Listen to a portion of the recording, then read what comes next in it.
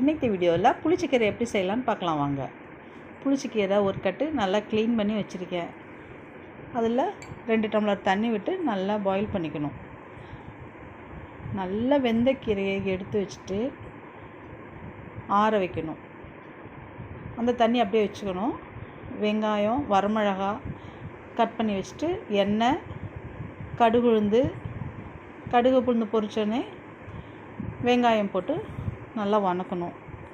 நல்லா வணக்கிட்டு பெருங்காயம் போடணும். பெருங்காயம் போட்டு நல்லா வணங்கினோடனே எடுத்து அந்த கீரைக்குள்ளாரியே போட்டுக்கணும். இது எங்கள் ஊர் ஸ்பெஷல். இந்த மாதிரி கீரை அரைச்சி தான் செய்யணும். செம்ம டேஸ்ட்டாக இருக்கும். ட்ரை பண்ணி பாருங்கள். நல்லா வணக்கிட்டு அந்த புளிச்சக்கீரைக்குள்ளாரியே போட்டுறணும்.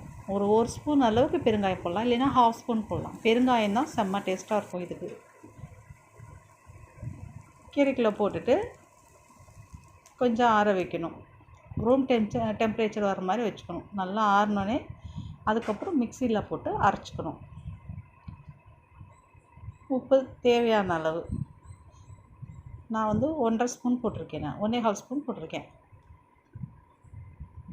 கொஞ்சம் அந்த தண்ணி விட்டுட்டு அரைக்கணும். புளிச்சக்கீரை வேக வச்ச தண்ணி தான் கொஞ்சம் ஊற்றிக்கணும்.